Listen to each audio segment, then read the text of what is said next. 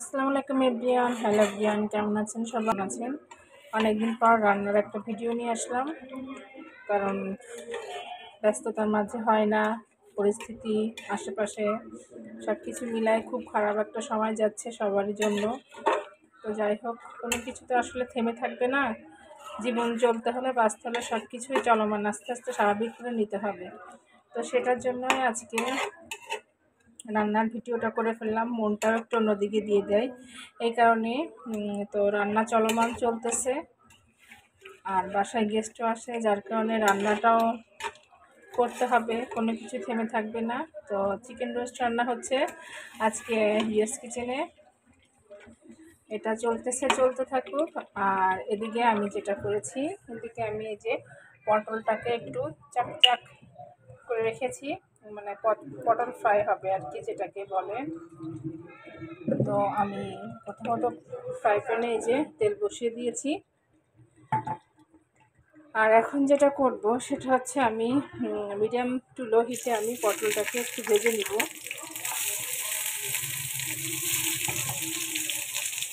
কারণ একটু মচমচে করব, ভিতরটা একটু জুসনেস থাকবে।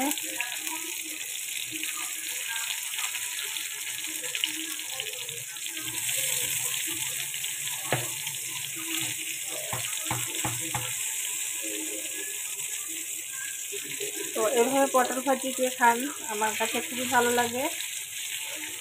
তো যাই হোক, পটলটা এখানে হতে থাকুক। আর এটাকেও আমি প্রসেসিং করে ফেলতেছি খুব একটা।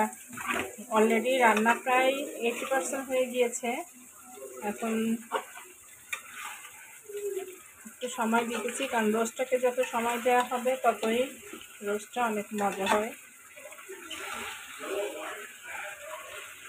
তো আমি সবসময় জন্য রোস্টটা রান্না করে একদম দেশি মুরগি দিয়ে। আর ইয়েস কিচেন তো জানেনই, দেশি মুরগি কালেক্ট করে আমরা সবসময় জন্য রান্না করার চেষ্টা করি, মানে খাওয়ার ট্রাই করি, সম্ভব হলে দেশ থেকে এনে আর কি। তো যাই হোক,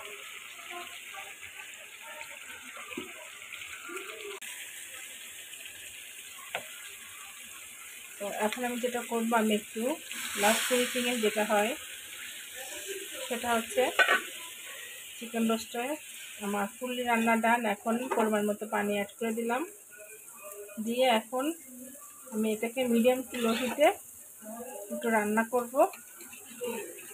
আর ভিতরটা একদম যতটা সম্ভব কুক হয়ে যাবে, দেন আমি নামিয়ে ফেলবো। আচ্ছা দেখুন, আমার পটলটা অলরেডি ফ্রাই হয়ে গিয়েছে।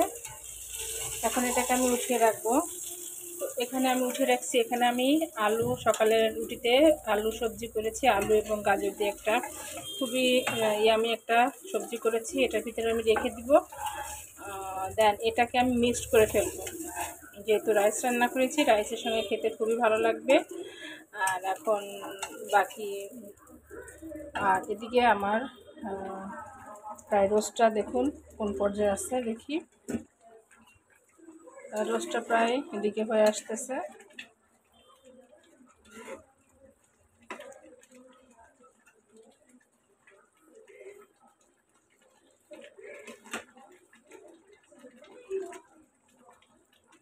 তো এটা প্রায় অলরেডি শেষের পর্যায়ে। আর একটু আমি ঝোলটা টানিয়ে ফেলবো, মাখা মাখা করে ফেলবো পরিমাণ মতো। আর এখানে বাকি যে পটলটা আছে সেটাকে আমি একটু ফ্রাই করে নেব। 4-5টা কাঁচামরিচ রেখেছি, এটাকে আমি দিয়ে দিলাম। আর যেটা করব সেটা হচ্ছে আমি কিছুটা পেঁয়াজ বেরেস্তা রেখেছি, এটাকেও আমি দিয়ে দিব। তো এটা এখন হতে থাকুক।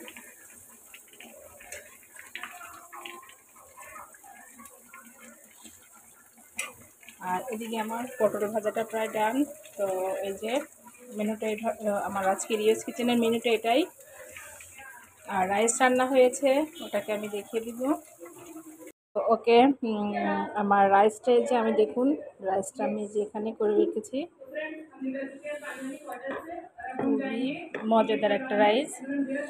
তো আজকের ইয়েস কিচেনে এটাই হচ্ছে মেনু, যে একদম ঝরঝরা হয় আমার রাইসটা। আমার রাইসটা খেতে এত ভালো হয় যে এটা শুধুই খাওয়া যায়। তো যাই হোক, আজকে ইয়েস কিচেনের রান্না এটাই হলো। এই যে আমার মেয়ে শুধু শুধু খেয়ে ফেলতেছে। তো ঠিক আছে, তো অলরেডি দেখুন আমার রোস্টটা প্রায় রান্না হয়ে গিয়েছে। এখন আমি চুলাটা স্টপ করে দিব। তবে তার আগে অবশ্যই যেটা করব সেটা হচ্ছে আমি ফিনিশিংয়ের আগে আমি একটু পেঁয়াজ বেরেস্তা এখানে অ্যাড করে দিব।